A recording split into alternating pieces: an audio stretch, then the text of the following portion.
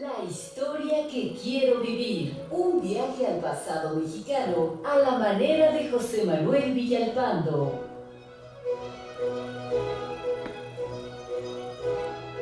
Amigas, amigos, muy buenas tardes tengan todos ustedes. Los saluda con el afecto de siempre José Manuel Villalpando aquí en su programa La historia que quiero vivir, que estamos transmitiendo en vivo, como ustedes bien saben, desde la Ciudad de México a través de los micrófonos y estudios, por supuesto, también de Radio Fórmula en el 103.3 de FM de su radio, en el 970 también en AM.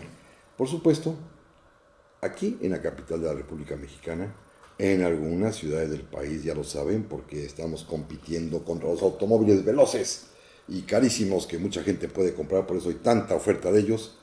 También estamos en los Estados Unidos, afortunadamente, también en Puerto Rico, en Canadá y en todo el mundo, como me gusta siempre repetirlo, a través de la página de internet www.radioformula.com.mx y en un programa, pues como ya dije al principio, aquí en vivo, afortunadamente, estamos aquí, gracias a Dios, y estamos además hoy en una fecha especial. Bueno, fue ayer, por supuesto, sin embargo, hoy hay que recordarla porque yo estoy seguro que son esas efemérides que no pueden pasar desapercibidas en la historia de México y que todos los mexicanos deberíamos saber y henchirnos de orgullo por lo que pasó hace 150 años en Puebla, la heroica Puebla.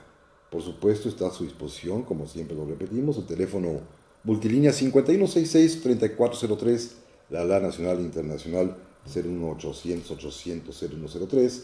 Pero para comunicarnos de manera rápida, expedita y verdaderamente instantánea, tenemos el correo electrónico villalpandohistoriador@gmail.com y el Facebook Villalpando y la Historia. Como siempre también, déjenme primero que nada saludar y agradecer a los amigos que ya se tomaron la molestia de escribirnos y voy a comenzar rápidamente, primero por don Gerardo Guadarrama que me hace dos preguntas.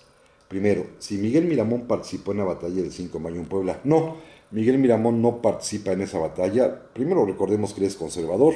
Estaba puesto fuera de la ley porque el presidente Juárez, al triunfar la guerra de reforma, había expedido un decreto en el que de alguna manera consideraba como transgresores y ponía bajo amenaza de que si eran capturados serían hechos prisioneros y juzgados los militares conservadores que se habían alzado en armas en el golpe de Estado de 1857, así como aquellos específicamente decía que hubiesen ocupado el puesto de presidente de la República, usurpándolo naturalmente, y en este caso pues estaban al menos dos militares, Félix Zuluaga y Miguel Miramón, por lo cual él no estaba en el país. Intentó regresar poco antes de la batalla del 5 de mayo, pero al arribar a Veracruz, los ingleses que todavía se encontraban por allí se opusieron radicalmente a que Miramón formase parte de este cortejo mexicano que los acompañaba, porque pensaban, y con razón, que venía con fines políticos,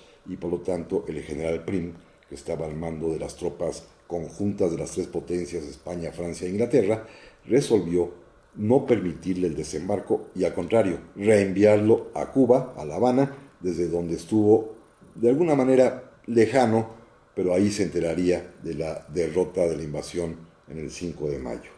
Segunda pregunta, que si habrá algún libro donde se tenga noticias de los periódicos en torno a la batalla del 5 de mayo de 1861-62 y que salude a la familia Guadarrama Noyola. Con todo gusto. Mire, hay un libro espléndido.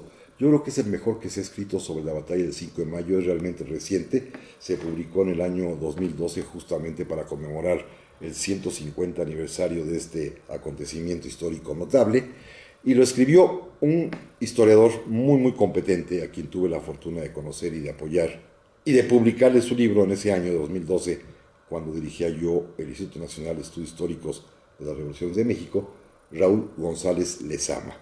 Raúl González Lezama escribió un libro fantástico que se llama 5 de mayo, las razones de la victoria. Lo pueden ustedes encontrar en el INERM, ahí está a la venta a precios muy accesibles, y estoy casi seguro que también se encuentra disponible en internet gratuitamente en la propia página del INERM, INEHRM. Ahí está seguramente gratuitamente, don Gerardo, y es un libro espléndido que además está basado particularmente y especialmente en las fuentes periodísticas de aquel tiempo, particularmente valga la redundancia, estoy repitiendo palabras, Dios mío, eso nunca me pasa. El Monitor Republicano y el Siglo XIX, los periódicos más importantes que había en ese momento en la Ciudad de México, así como algunos otros particularmente, otra vez, Dios mío, en Puebla. Tengo que hacer una corrección de lenguaje y de estilo porque hoy se me están yendo duplicaciones de palabras. Don Manuel García López Vázquez me dice que, caray, maestro de maestros, ya listos en Querétaro para escuchar nuestro premio de fin de semana. Estamos esperándolo con ansias ahora que nos visite. Por favor, si puede darnos más detalles del lugar y el día de su comparecencia. Que ya fueron a preguntar a la Secretaría de Cultura del Estado y que no sabe nada. Normalmente los gobiernos no saben nada. Fíjese, eso es casi natural en todo el país. Que fue a preguntar al Museo de Restauración y tampoco saben. No, pues es que ahí no me quieren, don Manuel. Ahí no me quieren en ese museo. Ahí prefirieron durante mucho tiempo. Bueno, me hacían mucho caso antes, pero luego se les apareció un austriaco que sabía historia de eso. Uy, entonces les encantó a los queretanos los austriacos. Ya, ahora que ya falleció, espero que me vuelvan a perdonar. Y que en lugar de promover el triunfo de la República, nuestras autoridades prefieren hacer una publicidad impresionante al evento de los cómics que hay en el centro de los congresos. Incluso nuestro presidente municipal quiso dar las llaves de la ciudad a Stan Lee, el inventor del cómic del Hombre Araña. Así son las cosas en Querétaro. Pues qué lástima que en Querétaro se esté perdiendo una ciudad con tanta historia, y me estoy saliendo del tema, en la que pasaron tantas cosas, la conspiración de 1810, la caída, la tumba del imperio, como decían los liberales, y después la cuna de la Constitución, una ciudad con tanta historia que ahora nos dediquemos a festejar los cómics en el 150 aniversario de lo que aconteció allí en Querétaro, es vergonzoso. Pero mire, don Manuel, ya tengo el dato. Voy a estar justamente el martes 16, perdónenme, el martes 16 de mayo, sí, exactamente, a las 7 de la noche, con la conferencia magistral del Triunfo de la República a 150 años, en el CEART, que es un teatro que entiendo se encuentra en el antiguo Colegio Real de Santa Rosa de Viterbo, allá en Querétaro. Ahí va a ser la conferencia, así que ahí tendré muchísimo gusto en saludarlos, ahí en el hermosísimo templo, esa joya del barroco mexicano que es Santa Rosa de Viterbo.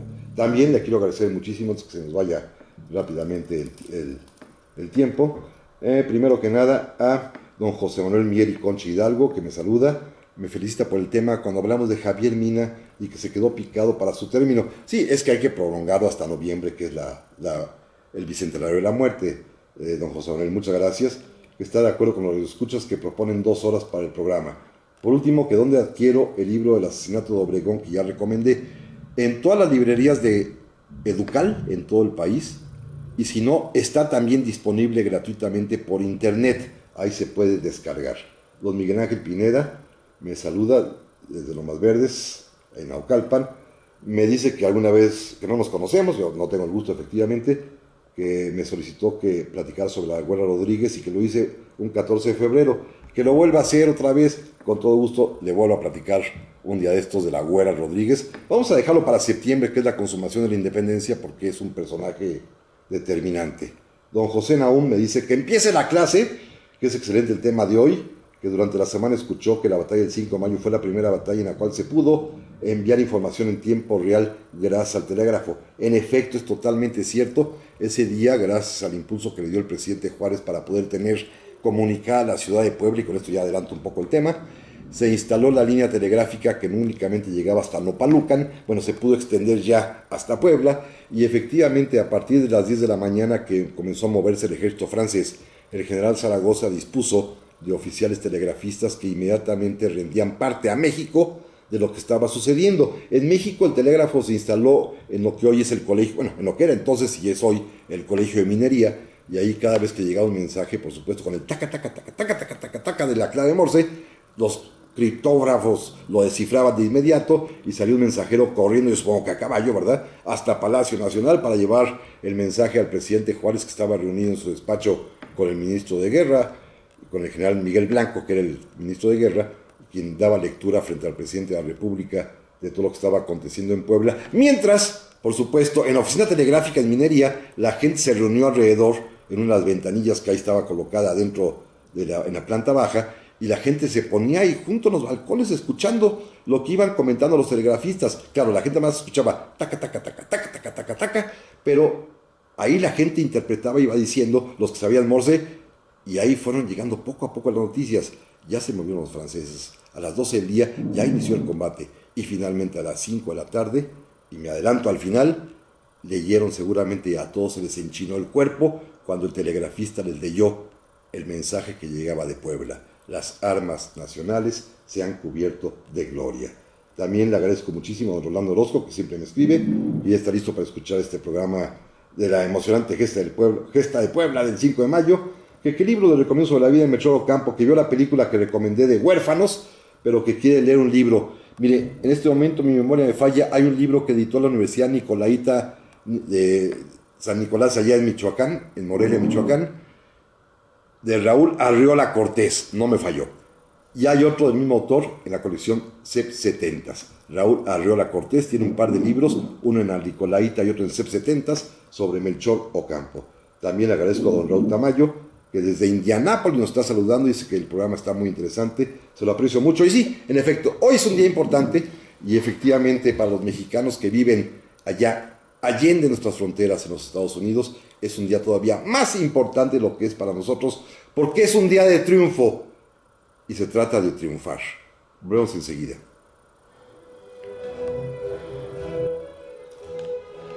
Y estamos aquí de vuelta, amigas, amigos. Miren, aprovechando de una vez la amable pregunta de Israel de la Cerda, a quien le agradezco que me haya escrito, justo lo que estaba yo diciendo, ¿por qué en Estados Unidos se celebra más el 5 de mayo que el 15 y 6 de septiembre?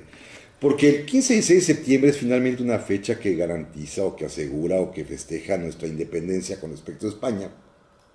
Pero fue el inicio de una guerra que tardó 11 años.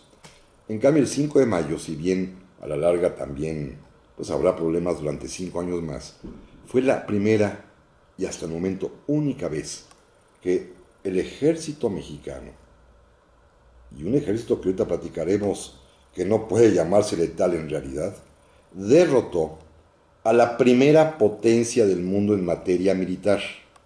Los franceses eran considerados los mejores soldados de la tierra en ese momento y los mexicanos los vencieron.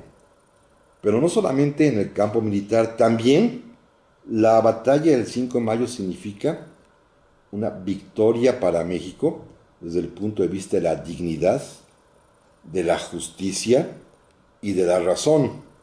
Pero también es una victoria, tipo David contra el Goliat, del débil contra el opresor. Pero también es una victoria para que todos los países de la tierra supiesen que este es un país que se sabe hacer respetar. Esto fue lo importante, lo significativo, y sin tanta palabrería como lo he dicho yo, nuestros hermanos y compatriotas que viven allá en los Estados Unidos le han dado este carácter de fiesta de alguna manera cívico-patriótica para ellos en su residencia en otro país, porque en un país, y hay que decirlo con toda claridad, como los Estados Unidos de América, donde se sienten vencedores, los mexicanos también aportan un día de triunfo, donde también los mexicanos vencieron, y esto es quizá el elemento más determinante que hace que nuestros paisanos que viven por allá hayan adoptado, hayan adaptado y hayan simple y sencillamente hecho suya la fiesta del 5 de mayo como una fiesta de la victoria de México en un país que siempre se siente victorioso. En fin, creo que esa es la razón. Muchas gracias, don Víctor Torres Nuevo, que está ahora saludándonos desde Chicago. Muchísimas gracias. También a doña María Georgina le agradezco muchísimo su mensaje. También me ha escrito y me está diciendo que nos salude desde San Miguel y el Alto del Jalisco. Muchas gracias. Doña María Eugenia Longi también nos ha escrito hace un momentito y le aprecio muchísimo. ¿Cuál fue la actuación de los indios Zacapuastlas? Qué bueno que lo toca porque no eso avanza un tramo. Miren, los indios Zacapuastlas, pobrecitos, y lo digo con todo el respeto que se merecen, junto con los de Tetela do Campo, fueron soldados a la fuerza. No eran voluntarios, eran soldados de leva, como se conoce la palabra técnica, que eran incorporados por medio de la amenaza con las bayonetas de otros soldados, se los llevaron casi presos, mal armados, mal comidos, sin uniforme alguno, porque fue necesario reclutar tropas de emergencia, de urgencia, porque días antes de la batalla del 5 de mayo hubo un terrible accidente en San Andrés Chalchicomula, hoy Ciudad Cerdán, Puebla, en donde estaba acuartelada una división del Ejército de Oriente, 1062 hombres murieron cuando por una torpeza de alguien, muy típica nuestra, en el cuartel donde se encontraban dormidos algunos, otros cenando, había también almacenada muchísima pólvora, y nuestras soldaderas que acompañan siempre a la tropa estaban por allí cocinando. Alguna encendió el anafre y alguna chispa brincó, cayó sobre la pólvora que estaba por ahí desparramada, esta se corrió como si fuera una gran mecha hasta los depósitos, estaban los barriles llenos del polvo de azufre, y la explosión fue pues como una de esas madres de todas las bombas que usan allá en el otro país. Fue una explosión terrible que mató a 1062 soldados de la primera división de Oaxaca, que estaba al mando del general Ignacio Mejía, y hubo por lo tanto que reponer ese faltante. Y Zaragoza no se tocó el corazón, no le temblaba la mano, y como tenía en su poder facultades que le había dado el presidente Juárez, de plano ordenó el reclutamiento forzoso de centenares de indígenas de la zona de Zacapuastla y de Tetela, que son esos famosos Zacapuastlas, que por supuesto van a combatir, y ese día también se van a cubrir de gloria. Muchas gracias a Rafita Avalos que está escuchando el programa. También le agradezco muchísimo por aquí había uno más y ya, en este momentito también a don Javier Arellano, muchas gracias, que nos está escuchando desde Nueva Orleans.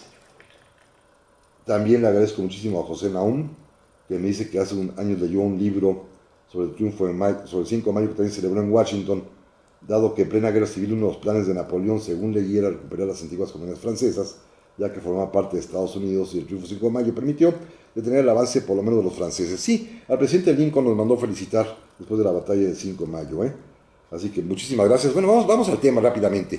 Miren, 1861, hacia finales de ese año, el presidente Juárez tenía serios y muy graves problemas, fundamentalmente. Uno, para variar, México no tenía dinero, las arcas de la hacienda pública estaban exhaustas, no había un solo peso ni para pagarle a la tropa, por lo tanto no había tropa en realidad, más que unos cuantos pequeñas divisiones, como este de Oaxaca que he comentado, y no había dinero. Tan grave era el problema que el presidente Juárez tuvo que tomar la decisión valiente, osada, temeraria, pero se la arriesgó, de suspender el pago de la deuda externa. Fíjense, en 1861 ya teníamos tras de nosotros una deuda externa bárbara que teníamos que pagar. Y el presidente Juárez decidió que, bueno, pues no había ni para lo esencial ni modo de estar pagando la deuda externa, así que ordenó la suspensión, o como se dice técnicamente, declaró la moratoria en el pago de la deuda externa, que en realidad, en palabras muy mexicanas, es el refrán: debo, no niego, pago, no tengo. Así lo dijo, como después lo diría Jesús Silva Herzog mucho más adelante, cuando se negoció la deuda en el 76. Pero bueno, son asuntos que se repiten en la historia de México, Eso de deberle a los extranjeros siempre nos ha pasado. Y el presidente Juárez se enfrentó a ese enorme dilema, porque la guerra de reforma había dejado vacío al país, sin recursos, sin hacienda pública. Y obviamente la suspensión de pagos va a ser la provocación que esperan Napoleón III en Francia, que está buscando un pretexto de cómo meto las manos en México, pero al mismo tiempo, de alguna manera, alentado por los mexicanos conservadores que viven allá, que no pelearon la guerra de reforma, pero que sin embargo siempre han añorado y añoraban lo que ellos llamaban pomposamente la restauración del Plan de Iguala, es decir, traer una monarquía a México, porque odiaban el sistema republicano. Y estos hombres habían decidido y habían pensado, pues, que el pretexto que Juárez les daba era el ideal. Y efectivamente encendieron la mecha de Napoleón III, quien de inmediato convocó a los otros países europeos a los cuales México les debía dinero, que eran España e Inglaterra. Se reunieron los representantes de los tres gobiernos en Londres y acordaron enviar sus escuadras y sus ejércitos a México para cobrarnos, así literalmente. Claro, los franceses traían una intención más secreta, escondida, clandestina, que era, una vez estando en México, posesionarse del país para cambiar la forma de gobierno y poner un gobierno afín a ellos, por razones que no platicaré ahorita, pero que ya hemos comentado, en virtud del crédito Hecker que había comprado Napoleón. En fin, una historia que ya platicamos hace tiempo, que no la pienso repetir para no perder más la oportunidad de platicar del tema que nos ocupa. Los barcos extranjeros con sus soldados parten de los respectivos puertos de España, Francia e Inglaterra y arriban hacia el mes de noviembre de 1861 a Veracruz. De inmediato van a desembarcar. Pero ya para entonces, el gobierno del presidente Juárez se ha enterado de que viene la invasión, de que están ya por arribar las tropas, las naves extranjeras, y don Benito de inmediato convoca a sus más allegados cercanos y a sus generales para preparar un plan de defensa. Evidentemente el primer paso es la negociación política y diplomática, cosa que va a emprender, pero también estaba seguro de que algo iba a pasar, aunque la gente decía, no, ¿cómo cree que nos van a invadir? Esta confianza que tienen los mexicanos de, no, eso no va a pasar nunca, ¿y qué pasa, no? No pasó en el 47, según ellos, y pasó. No pasaría en el 62, y pasó. Y en fin, así ha pasado en todas las ocasiones. No va a pasar nada con Trump, y ya no sabemos. En fin, pero eso ya es harina de otro costal. El caso está que el presidente Juárez se da cuenta que no hay ejército, que no hay dinero, que no hay uniformes, que no hay armamento, que no hay balas, que no hay comida, que no hay materiales de construcción, que no hay manera de hacer frente al invasor francés, y por lo tanto requiere urgentemente todos estos elementos de guerra, y para ello necesita, según lo prescribe la Constitución del 57, de que el Congreso lo dote de facultades extraordinarias para poder hacer frente a la emergencia nacional. Y el presidente Juárez, cumpliendo la ley, le pide permiso al Congreso y le pide autorización para ejercer facultades especiales. ¿Y qué creen, amigos? Para que vean que la historia se repite, el mezquino Congreso, a pesar de ser de su partido, le dijo que no, porque los diputados abominaban a Juárez. ¿Se acuerdan que ya platicamos este caso? Porque ellos querían de presidente no a este indito, porque eran bastante racistas y discriminadores, sino querían a uno de los suyos, un criollo llamado Miguel Lerdo de Tejada, que lamentablemente se había muerto y no les quedó más remedio que poner a don Benito.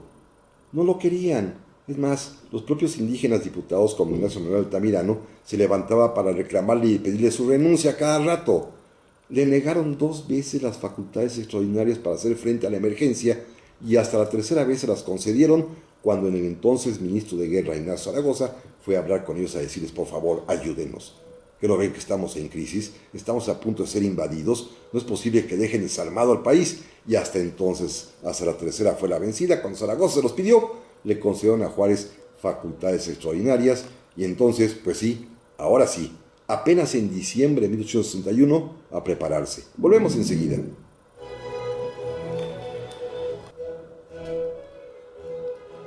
Y estamos aquí de vuelta, amigas y amigos, gracias a don Jorge Gallo. Dice que ha escuchado que se denomina Benemérito de las Américas a Benito Juárez, justamente por los triunfos que tuvo la República Mexicana al cerrarle la puerta al imperialismo europeo. Efectivamente, tal cual, el Congreso de Colombia fue quien lo decretó, lo declaró Benemérito de las Américas precisamente por la defensa del continente americano contra las intentonas europeas. Don Gerardo Guadarrama me pregunta, bueno, ¿y México pagó la deuda a fin de cuentas? Pues no, viera que no. Como los franceses inmediatamente se descararon y hicieron ver sus verdaderas intenciones, pues la deuda no se pagó entonces. Esta deuda, la que se debía en estos años de 1860, se va a pagar hasta la época de don Porfirio. Hoy debemos otras tantas deudas, pero esta específicamente, porque la cual fue la causa de la invasión, se irá pagando después de haberse renegociado hasta la época de don Porfirio. A don Ramiro Padilla de Ciudad Obregón, muchísimas gracias. A don Jesús Galaviz de La Piedad, Michoacán, dice que Dios me colme de bendiciones. Muchas gracias, lo aprecio mucho. Federico Flores, muchas gracias.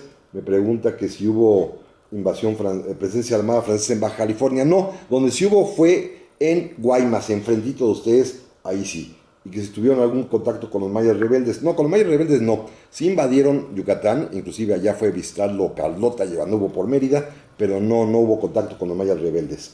Don Jorge Lozano dice que fue el mayor mérito de Zaragoza, tener que pelear contra los franceses, contra el Congreso, sin armas. Efectivamente fue un gran mérito. Y también muchas gracias a don Antonio Palmos Leiva, que me pregunta, dice que es el mejor programa de historia. Gracias. Que es cierto que el 5 de mayo en Estados Unidos fue propiciado por Matías Romero. Seguramente sí, porque Matías Romero era el embajador justamente, o como se llamaba entonces, ministro plenipotenciario de México ante el gobierno de Washington del presidente Abraham Lincoln. Así que no lo dudaría que don Matías haya tenido que ver con esto. Bueno, vamos a la historia rápido porque si no se va el tiempo. Y esta es una historia muy emocionante que hay que platicar. Imagínense, amigos, que de pronto, cuando ya tiene facultades extraordinarias, cuando ya comienza el presidente Juárez a gobernar, en este régimen especial para hacerse de recursos, Pues se da cuenta primero que no hay ejército y autoriza la suspensión de garantías para reclutar forzadamente a todos los mayores de 15 y menores de 60 años que hay en la zona de combate. Ese es el argumento legal para poder reclutar a fuerzas a los acapuastlas. Segundo, ordena también la requisa de alimentos, de víveres, de pertrechos, de municiones, de armas, hasta de palas y picos y herramientas de trabajo, porque se requería todo eso para poder armar y dotar de herramientas al ejército.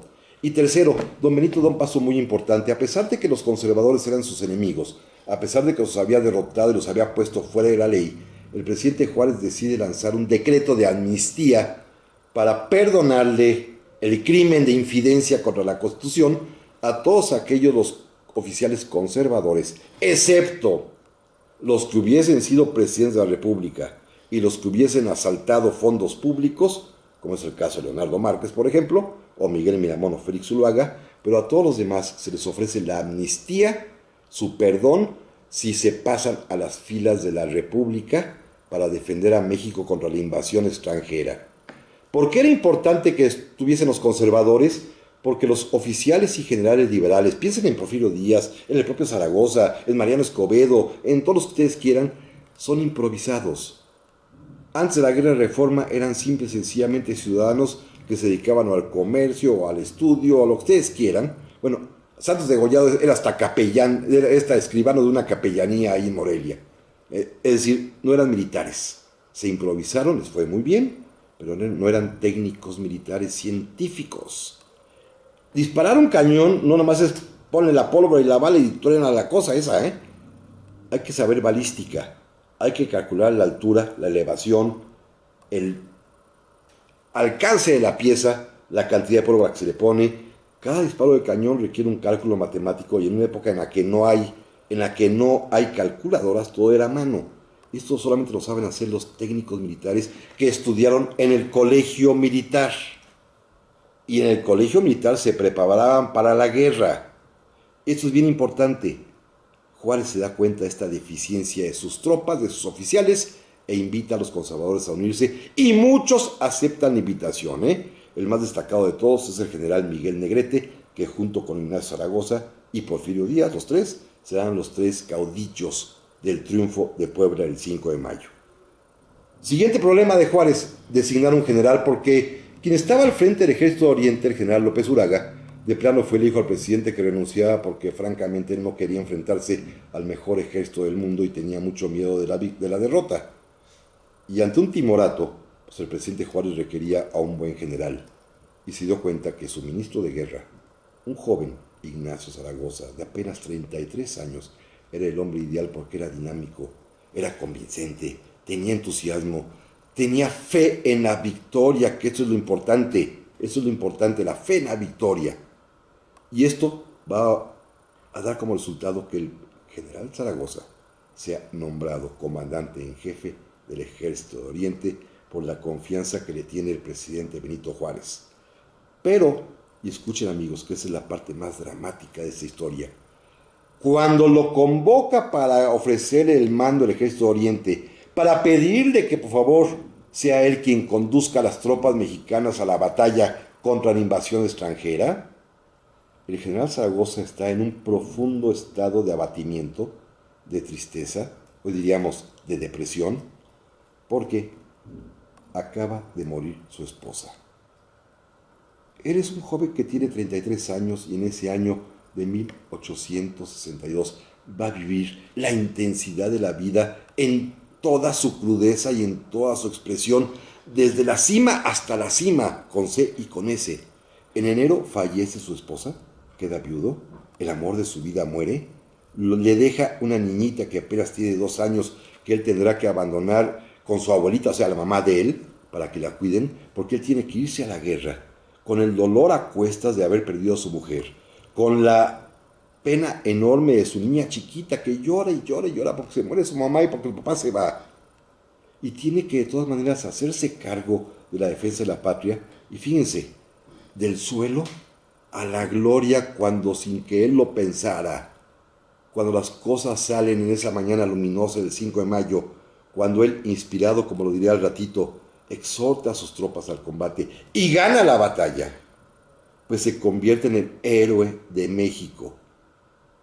Y para septiembre, una fiebre tifoidea lo va a matar y morirá el día 8 de ese mes de ese mismo año. Imagínense, de la viudez al triunfo más grande de México y después a la muerte, todo en unos cuantos meses y todo a los 33 años de edad. Un chamaquito en realidad, ¿eh? Pero acepta, a pesar de la condición triste en la que se encuentra su vida, a pesar del abatimiento. Zaragoza acepta el mando del ejército, se pone al frente de él y se da cuenta que esto es un verdadero desorden. No hay tal ejército, hay apenas 2 o 3 divisiones de infantería, cada una de más o menos 1000 hombres. Una, la que está acuartelada en San Andrés Chalchicomuna, que ya platicamos, se pierde por completo con la terrible desgracia de que mueren 1062 soldados allí, a los cuales hay que responder de inmediato, y por eso se ordena el reclutamiento forzado a los indios de Tetela y de Zacapuastla. Y esto es, pues, improvisar un ejército de la nada, construir un ejército, armarlo, municionarlo, alimentarlo, moverlo, un ejército que apenas un mes antes no existía y que se va a enfrentar efectivamente a los mejores soldados del mundo, porque los franceses ya han roto el pacto con las otras 2 potencias, han descubierto su verdadera intención, y el que venía al frente de los españoles, el general Prim, decide poner fin a la intentona de España y de Inglaterra, separarse de Francia. Por eso México le tiene tanto respeto al general Prim. En muchas ciudades de nuestro país hay calles con su nombre, de don Juan Prim, conde de Reos y marqués de los Castillejos, porque es un hombre que defendió a México, claro, con honor, con gallardía, pero también por interés. Hay que decirlo muy claro, don Juan Prim quería mucho a México porque su esposa era mexicana y sus hijos, por supuesto, eran mexicanos y españoles con doble nacionalidad. Don Juan Prim estaba casado con la señora Agüeros, que era además dueña de varias haciendas en el camino entre México y Veracruz, y que era además hija del ministro de Hacienda del presidente Juárez. Así que imagínense nada más qué yerno tenía el ministro de Hacienda del país donde él fue a representar a las potencias, y él, eso sí, repito, se portó muy dignamente con los mexicanos. Finalmente tenía lazos entrañables con nuestra patria, y el general Prim por eso merece calles, porque se portó a la altura con México y llegó a decir al general Zaragoza: ánimo y sean fuertes. Y el general Zaragoza, justamente, él mismo pensaba que ni tenían ánimo ni estaban fuertes, porque simple y sencillamente apenas contaba con 4000 hombres y los franceses tenían más de 6000 soldados. Y eran, repito, los mejores soldados del mundo, porque además sus tropas estaban compuestas por veteranos, los que habían peleado en las batallas de Magenta, de Solferino, en Sebastopol, allá en Crimea, hombres pues como los famosos suavos, que venían ya con su pecho cuajado de medallas, porque eran verdaderamente aguerridos, tenían ya años en el oficio de ser soldados, y por eso no era un invento, estaban calificados por las grandes victorias que habían tenido apenas en la década anterior, en la década de los 50, estaban calificados como el ejército más competente de toda la tierra, y a estos se tenían que enfrentar el ejército mexicano, que no tenía contrabajos fusiles, la mayoría de los sacapuertas con machetes nada más, que no tenía zapatos, andaban todos en guarache, que se dotó de uniformes de calzones de manta para todos los soldados, para que tuvieran por lo menos cierta uniformidad y apareciera más o menos blanco, sucio el uniforme general, con pocas municiones, con poco alimento, y con la tristeza de que Puebla, decía Zaragoza, estaba de luto y no apoyaba. Volvemos enseguida.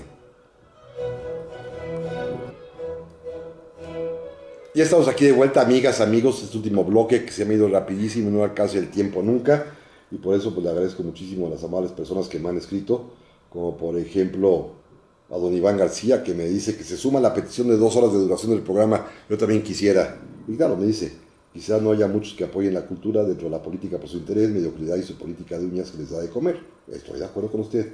Pero bueno, este es un programa afortunadamente cultural gratuito, que nadie cobra nada, un centavo, al contrario. Le agradezco mucho a esta estación, a Radio Fórmula, que nos permite este espacio y que pues, nos da oportunidad de llegar a todos ustedes con estas ideas.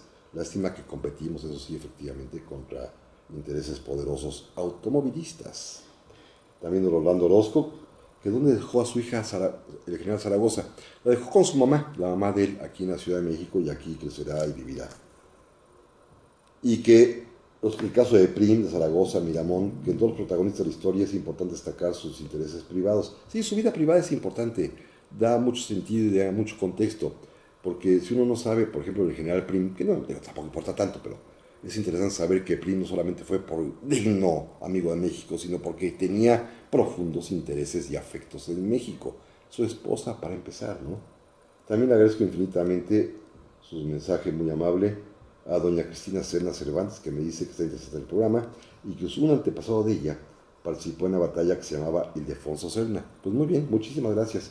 Bueno, vamos hacia el final, si no, no vamos a acabar la batalla y nos va a pasar como en el peñón de aquí de Iztapalapa, que no se acaban bien las batallas porque se quedan tirados después de tanto beber los suavos y los mexicanos. Alguna vez ganaron hasta los suavos ahí en la batalla de broma que hacen, o de recordación que hacen ahí en el peñón de los baños. Pero bueno, fíjense amigos que los franceses avanzaron hasta la población de Amozoc, cerquita hasta hoy la primera caseta de cobro que va de Puebla a Veracruz, antes de Quecholac, donde se tomaron las casetas antier. Antes de eso está Amozoc. Ahí están en su campamento y decidieron, contra lo que se esperaba, atacar el día 5 de mayo. Las reglas del arte de la guerra en aquel tiempo, cuando las tropas avanzan fundamentalmente a pie, son de infantería la gran mayoría de ellas, únicamente había 150 soldados de caballería entre los franceses, los 5,000 y pico restantes eran de infantería. Las reglas del arte de la guerra establecen que después de una marcha de una semana de varios kilómetros diarios, las tropas deben descansar un día para poder seguir a la marcha o entrar en combate.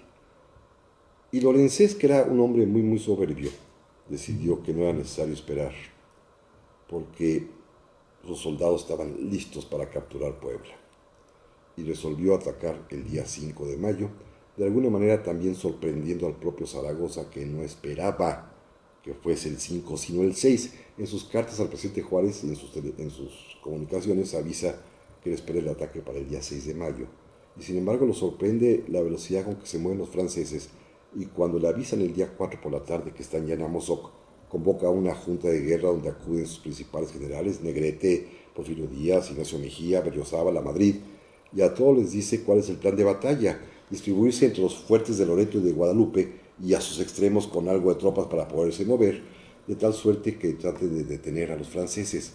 Y Zaragoza, quizás triste, les dice: nuestro único deber hoy es detener a los franceses para darle tiempo al presidente Juárez de o reorganizar otro ejército o de poder salir de la Ciudad de México con todo el gobierno. Fíjense, esta era la ambición de Zaragoza, nada más: detener a los franceses, hacerlos perder el tiempo, rechazar lo suficiente para que no avancen. Él no esperaba ganar, no esperaba la victoria, porque eran 4,000 soldados contra 6,000, eso era imposible, casi virtualmente inhumano, sobrehumano. Se fue a acostar ese día, seguramente con la preocupación de que al alba, al amanecer, pues tendría lugar la importante batalla. Y ese día en la mañana, y esto me gusta mucho repetirlo porque quizás un momento de inspiración, de esto que todos los hombres tenemos alguna vez en la vida, pero que en el caso de Zaragoza le vino en el momento preciso cuando más México lo necesitaba, y él mismo, para fortalecer su espíritu, ordenó a las 5:30, 6 de la mañana, en cuanto empezaba a clarear, que se reunieran el mayor número de tropas posibles afuera del fuerte de Guadalupe, porque él quería hablarles. No había micrófonos, por supuesto, y a viva voz, pues solo había manera de exponer un pequeño discurso breve de 1 o 2 párrafos, pero él quería decirles lo que sentía su corazón, y les dijo, palabras más, palabras menos, estas frases: soldados, vais a pelear contra los mejores soldados del mundo, pero vosotros sois los primeros hijos de México y os quieren arrebatar vuestra patria.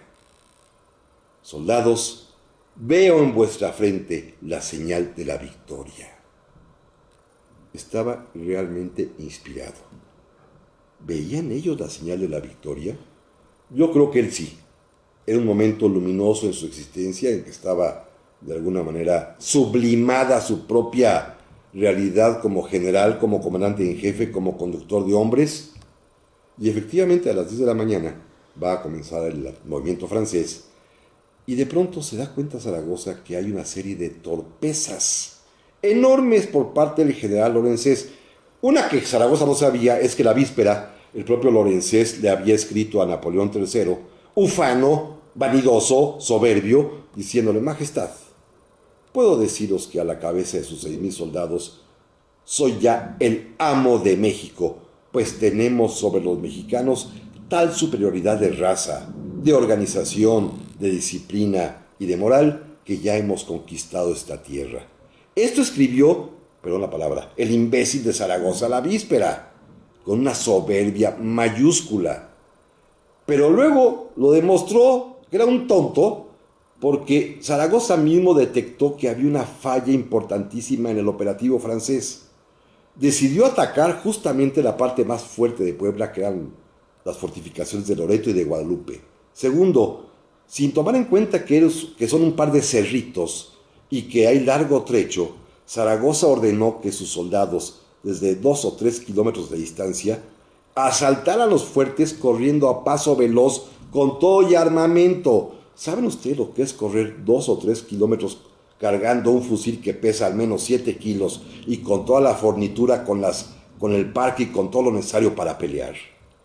Y en pendiente hacia arriba, en una cuesta bastante pronunciada, que además había barranquillas y quebraduras y...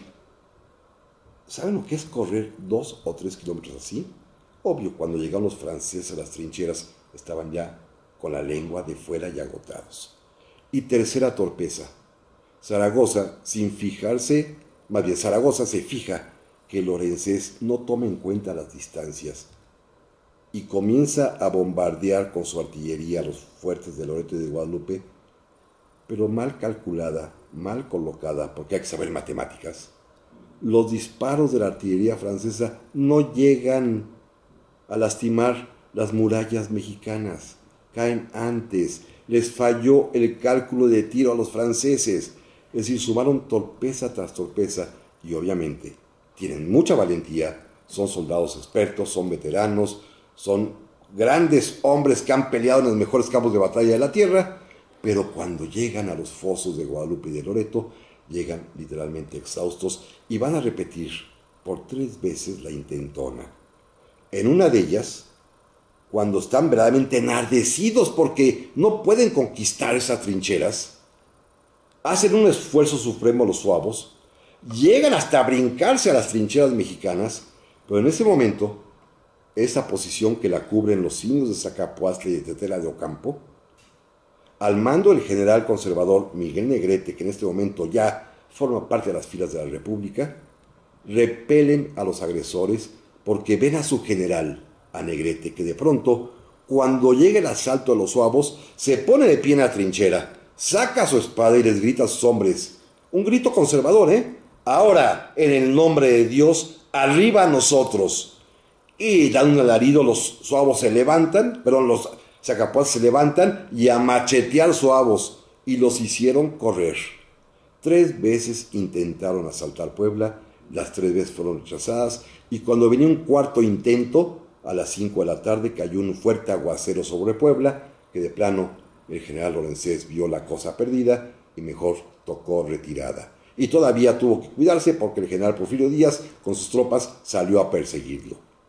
Era la victoria para México, era la victoria de la República, y a las 5 de la tarde, precisamente como ya lo comentamos, el general Zaragoza, cuando vio que se retiraba derrotado el ejército francés y que dejó en el campo de batalla más de 400 muertos, dictó el telegrama para el presidente Juárez.